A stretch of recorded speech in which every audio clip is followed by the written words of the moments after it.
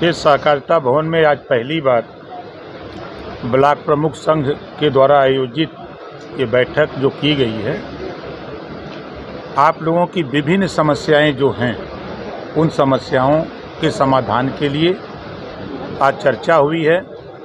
और स्वाभाविक है कि एक जनप्रतिनिधि की बात जिलाधिकारी न सुने। जो नियमावली, जो कानून है, संविधान में जो व्यवस्था है, उस व्यवस्था के तहत न्याय न मिले तो स्वाभाविक है कि सभी लोग मिलकर के एकजुट होकर के अपने अधिकार की लड़ाई लड़ने के लिए कटिबद्ध हैं। और मैं संघ के ब्लॉक प्रमुख संघ के अध्यक्ष जी को और संरक्षक जी को, दोनों लोगों को धन्यवाद देता हूं और आश्वस्त करता हूं कि आप धैर्य रखिए।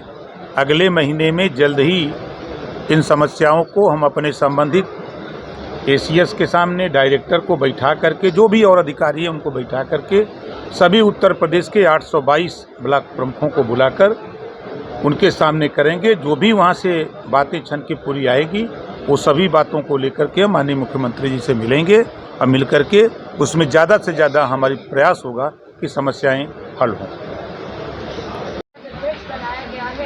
कुछ मांगे हैं जिनको लेकर आप आगे बढ़ेंगे और आगे की क्या रणनीतियां होंगी? आज मुझे ब्लॉक प्रमुख संघ का उत्तर प्रदेश का अध्यक्ष चुना गया है। मैं अपने सभी साथियों को और माननीय मंत्री जी हमारे साथ में हैं, आशीर्वाद देने के लिए यहाँ पर पधारे हैं, श्री ओम प्रकाश राजभर जी, और उनको बहुत बहुत धन्यवाद और सभी को आभार प्रकट करता हूँ।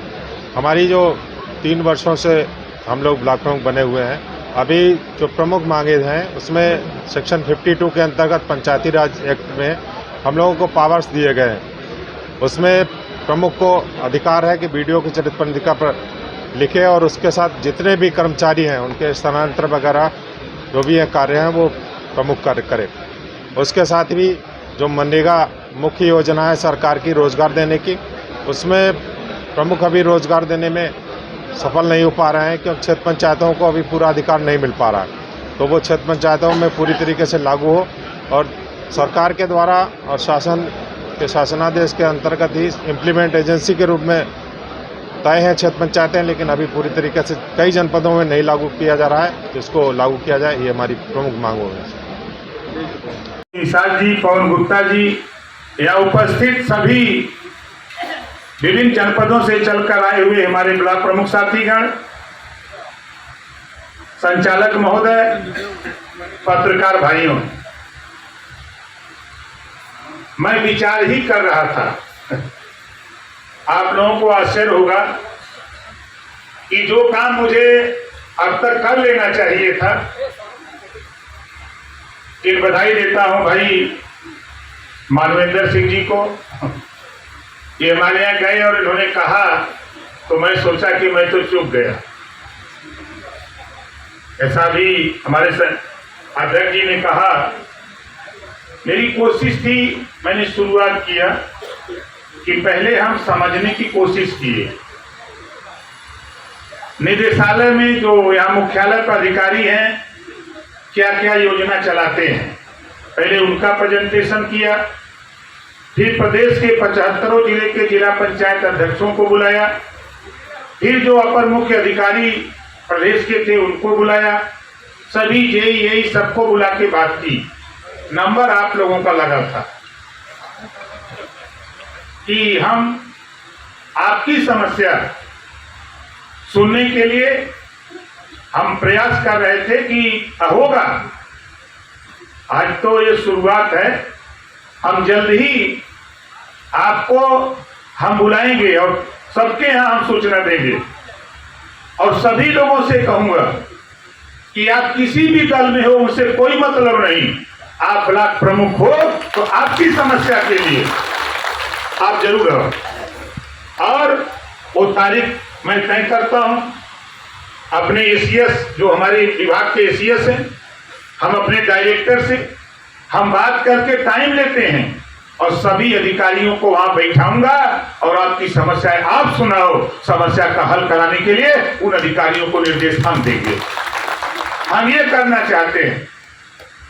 इस नाते हमने कहा ना कि हमसे देरी हो गई।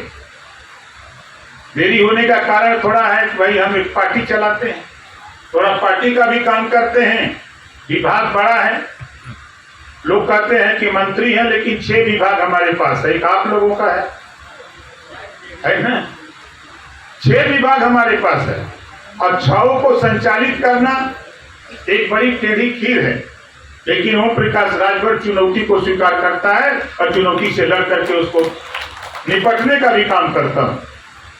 तो आज तो मैं सिर्फ इतना कहूंगा, जो हमारे माननीय अध्यक्ष जी ने कई चीजें बताई, भवन निर्माण, हमारा तो मकसद ये है। और दुर्भाग्य हमारा कि हमने तो भाई को बता दिया था, लेकिन बाद में हमारी पार्टी का एक कार्यक्रम हम लोग करना चाहते थे। बोलता है ना हम चोरी करते हैं, डकैती करते हैं, ना लूटते हैं। हम सीधी सी हम अपना काम ईमानदारी से करते हैं। इसके नाते हम फिर कह रहा हूं आप लोगों को कि आप लोगों की समस्या को मनवाने के लिए, यही नहीं अन्य केशव प्रसाद मौर्य जी नहीं, ओम प्रकाश राजभर नहीं, जरूरत पड़ेगी तो दिल्ली से भी आपकी समस्या का समाधान कराने का प्रयास करूंगा। क्योंकि हम थोड़ा दिल्ली हो जाते रहते हैं, क्योंकि भाई अब राजनीति करेंगे वो तो दिल्ली जाएंगे भाई। जैसे अब आप लोग प्रमुख भाई हैं, अब लखनऊ न आवा तो बेकार बा, है कि नहीं? जिले पर आप न जा। और हमरे तो ही नहीं समझ में आवला कि भी अध्यक्ष जी बता रहे थे कि डीएम नहीं सुनता है, झुकती है दुनिया, झुकाने वाला चाहिए। कैसे नहीं सुनेंगे? हम उपाय बताते हैं, आगे हम तारीख तय करते हैं और तारीख तय करके हम आपकी जो हमारे अध्यक्ष जी ने ज्ञापन दिया है, इसको भी हम थोड़ा अध्ययन करेंगे। जो और चीजें हैं इस पे हम अध्ययन कर ही रहे थे। एक दिन मैंने अपने अधिकारियों को बुलाया था। और इतना हम जरूर कहना चाहेंगे कि उत्तर प्रदेश सरकार में यशस्वी मुख्यमंत्री योगी आदित्यनाथ जी के नेतृत्व में जो सरकार चल रही है, सरकार सभी के हितों के लिए काम कर रही है। सरकार संवेदनशील है। हो सकता है कहीं पे आप लोगों को कुछ दिक्कतें आ रही हो, लेकिन आपको कोई भी समस्याएं नहीं होने दी जाएंगी, उसका समाधान होगा। प्रदेश की सरकार ऐसे निर्णय नहीं करती है कि जो आज निर्णय कर दिए और कल उस निर्णय के कारण पूरे प्रदेश के सामने कोई समस्याएं आ जाएं, इस तरह का निर्णय नहीं करती है। हो सकता है कुछ देर हो उसको सोचने में, उसको समझने में, नीतियां बनाने में, लेकिन लगता है कि जब जरूरी है तो नीतियां बनती हैं और वो नीतियां टिकाऊ होती हैं। भाइयों बहनों, आपने देखा पिछली सरकार में कुछ निर्णय लिए गए, कुछ नीतियां बनाई गई थी, लेकिन उनके कारण क्या हुआ? लोगों की नौकरियां चली गई थी। तो हमारी सरकार ऐसा कुछ भी नहीं करना चाहती है। हर निर्णय आपके हित के लिए है, प्रदेश के युवा के लिए, किसानों के लिए, महिलाओं के लिए, हर वर्ग के लिए सरकार काम कर रही है। और हमें पता है हमारे सामने जितने भी लोग बैठे हुए हैं, हमारे सभी ब्लॉक प्रमुखगण, बहुत बड़ी जिम्मेदारी होती है आप सबके सामने। हमारे प्रधानगण भी दिखाई दे रहे हैं।